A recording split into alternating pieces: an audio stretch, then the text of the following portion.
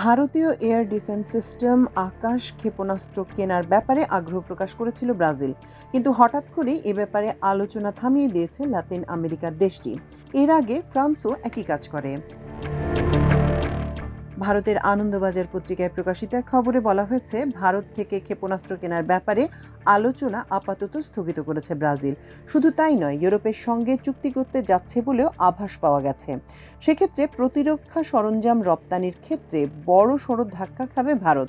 মজার ব্যাপার হলো, এর আগে ফ্রান্সের ক্ষেত্রেও একই রকম অভিজ্ঞতার সম্মুখীন হতে হয়েছে ভারতকে। সম্প্রতি আকাশ ক্ষেপণাস্ত্র হাতে পেতে ভারতের সঙ্গে আলোচনা চালাচ্ছিল ব্রাজিল। নয়াদিল্লির প্রতিরক্ষা গবেষণা সংস্থা ডিফেন্স রিসার্চ ডেভেলপমেন্ট অর্গানাইজেশনের নকশায় এই ক্ষেপণাস্ত্র তৈরি করা হয়।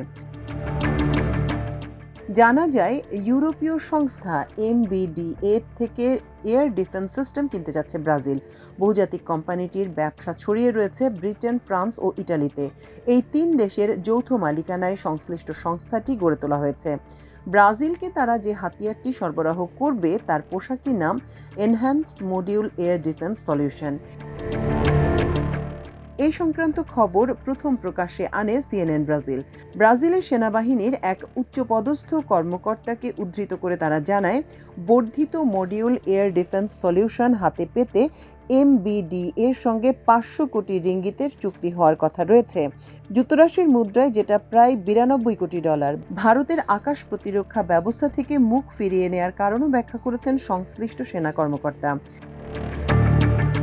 CNN ব্রাজিলের প্রতিবেদন অনুযায়ী, ব্রাজিলীয় সেনাবাহিনীর দাবি, আকাশ ক্ষেপণাস্ত্রের পুরনো সংস্করণ বিক্রি করতে আগ্রহী ভারত।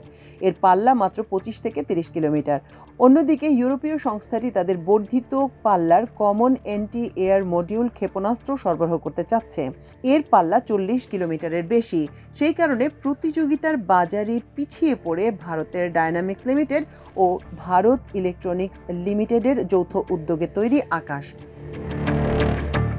এর আগে গত বছর ভারত থেকে Pinaka multi barrel rocket launcher কেনার ইচ্ছা প্রকাশ করে ফ্রান্স, কিন্তু গত এপ্রিলে জানা যায় সেই সিদ্ধান্ত থেকেও অনেকটাই সরে গিয়েছে প্রেসিডেন্ট ইমানুয়েল ম্যাখো ও তার প্রশাসন।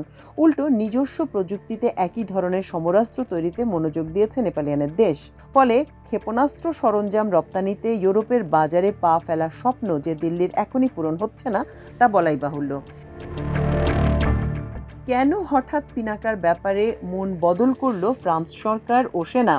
বিশ্লেষকদের দাবি, এর নেপথ্যে রয়েছে একাধিক কারণ। প্রথমত, রাশিয়া ইউক্রেন যুদ্ধ থেকে শিক্ষা নিয়ে সমরাস্ত্রের ক্ষেত্রে বিদেশি নির্ভরতা কমাতে চাইছে প্যারিস।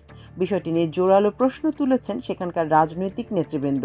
আর তাই ঘরের মাটিতে প্রতিরক্ষা গবেষণা এবং শিল্পের ওপর জোর দিয়েছেন ইমানুয়েল ম্যাখো। দ্বিতীয়ত, 2005 সাল থেকে উচ্চ ক্ষমতা সম্পন্ন রকেট ব্যবহার করে আসছে মার্কিন সেনাবাহিনী। সেগুলোর পোশাকি নাম M142 হিমার্স।